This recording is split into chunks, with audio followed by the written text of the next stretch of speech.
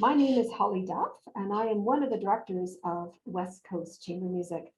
And we thought that it would be kind of fun to interview one of the musicians for our upcoming concert entitled Beethoven and Mahler.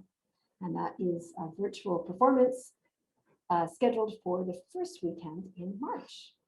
And of course, we do encourage you to visit our website and have a look at the performers page where you'll see the bios of all of our musicians from this season, including the one we have here today. But we thought it'd be a nice personal touch to be able to have a real conversation. So I'm very glad to introduce to you pianist Monica Pfau from her home in Victoria. Hello, Monica. Hello, Holly. What a pleasure. So nice that you could join us. Yeah. And Monica has been part of our group for close, I think, about 5 years now. We've been so honored to be able to have her. And she's well known in this area, basically as the pianist who can play anything. So we're so lucky to have her. I don't know, Monica, we just wanted to ask you some questions. And I'm always interested and curious about how artists get started. And where are you from? And how old were you when you began lessons? Well, I was born in Edmonton, and we always had a piano around the house. When my parents emigrated from Europe, they actually brought with them a piano. My father's father, so my paternal grandfather, was a conductor in St. Petersburg. And somehow the piano was just part of life. So my dad tells me that when I was growing up, when I was literally just barely old enough to stand on my own 2 feet, he said I would be at the piano reaching for the notes and just singing with the keys. So that is the story that he always told me. And then, when we moved to Victoria at a certain point, I was just 3 years old then, and I didn't start lessons until I was 6. And then I had a very interesting first teacher who was very unorthodox and slept a lot. However, he was also very inspirational. So I attribute a lot of my interest in music to him, because he was a very interesting musician and could demonstrate beautifully, and it was a lot of fun. That's totally cool. Yeah. Well, you've had a long career, and you've performed in numerous places and cities, different parts of Canada and around the world as well, and mostly in this area, I suppose.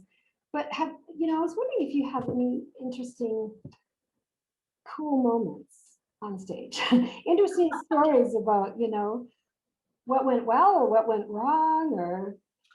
Okay, how many hours do we have? Yeah, of course.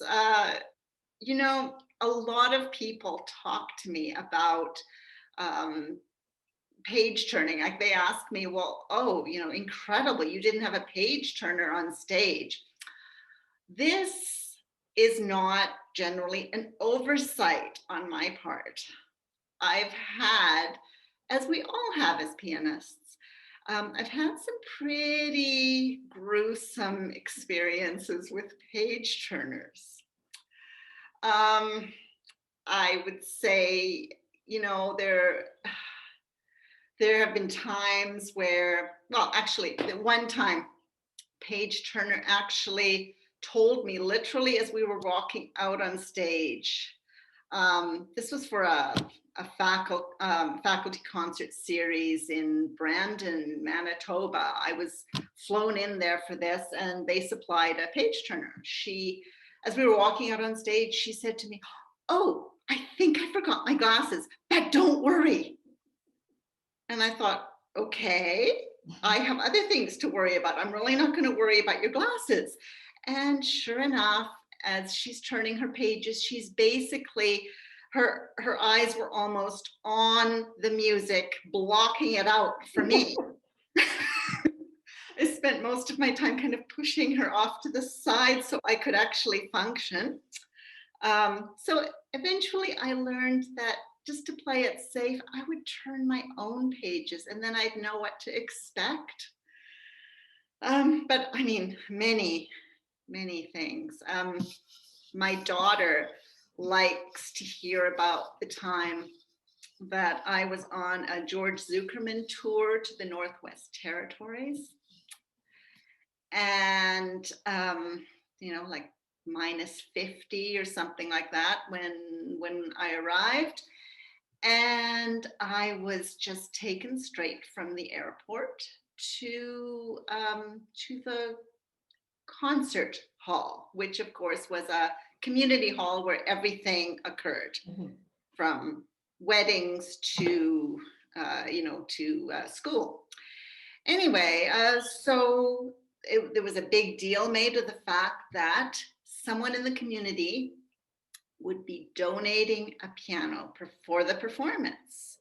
I was scheduled to play Liszt Hungarian Rhapsodies, Beethoven Sonata, some Bach.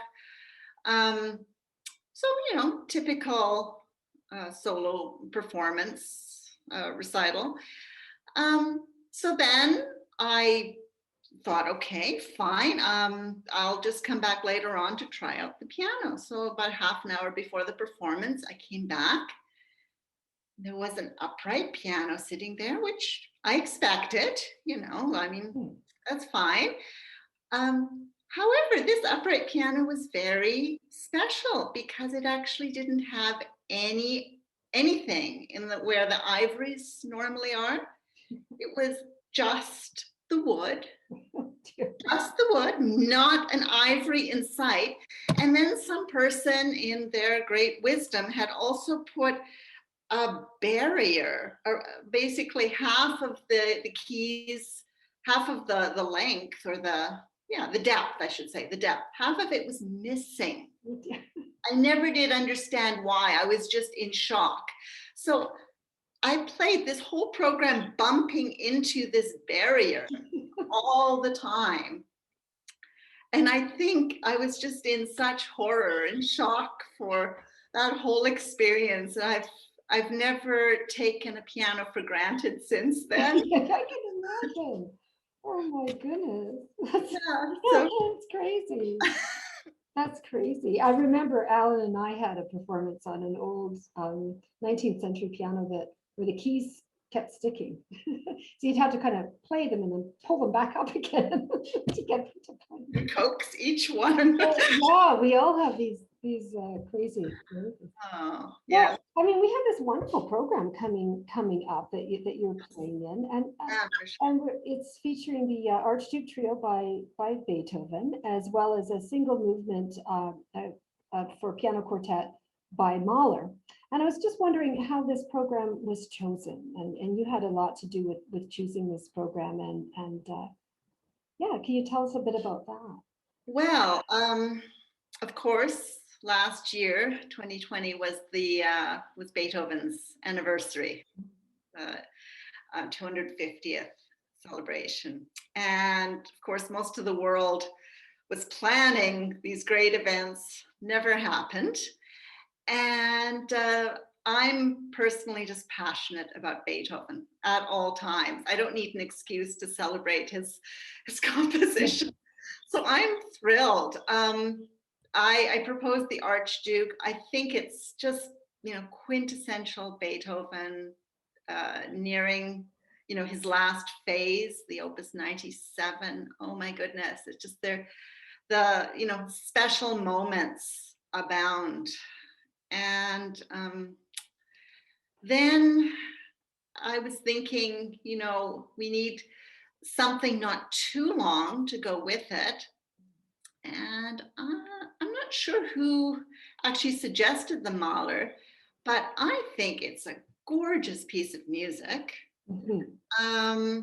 it actually inspired me. I did a little bit of research on it, and it inspired me to read a book called Shutter Island, because it actually was used on the soundtrack for that 2010 Martin Scorsese movie. That's right. Yes, yes, it was. I didn't see the film, but I was encouraged to read the book. Loved it. And now going through the music of it, it's just wonderful. It's so passionate and expressive, beautiful music. And It's gorgeous. Yeah. And it makes you wish there was more movements. I know. Well, he wrote this at such an early age. Mhm. I think he was at the Vienna Conservatory at the time. He was 16, something like that. It was premiered at the time, and then it was forgotten until his wife Alma found it after his death. Right. So actually, it's on the movie. The soundtrack was done by the Czech quartet, the Prussia quartet. And actually, it's interesting because my husband, Roger, who will be playing the Mahler. That's what I was going to say. Very conveniently, you live with a village. It's interesting because we have spent numerous summers in Prague in libraries and music stores searching for pieces of music and just like special, Czech works that we could perform.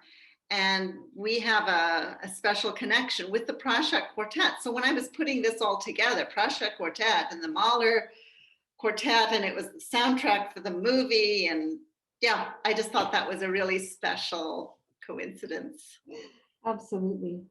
Well, that's wonderful. We're all really looking forward to this program. And it will be presented virtually from Friday, March 5th up to midnight on the Monday, March 8th. And you can purchase tickets for that directly from our website, which is westcoastchambermusic.com. And you can go to the programs page to read more about the concert and to the tickets page to actually purchase those tickets. And they'll be on sale right up until 10 o'clock at night on the Monday night. So it'll still be an opportunity to watch it before it expires at midnight. And Monica, thank you so much for being able to perform that piece for West Coast Chamber Music. Very much looking forward. Yeah, and as well to your husband, Roger Mangus, who will be playing the viola part for the piano quartet by Mahler that Monica was talking about. So thank you so much for joining us, and we hope to see you all on the first weekend of March. Thank you. Sounds great. Bye.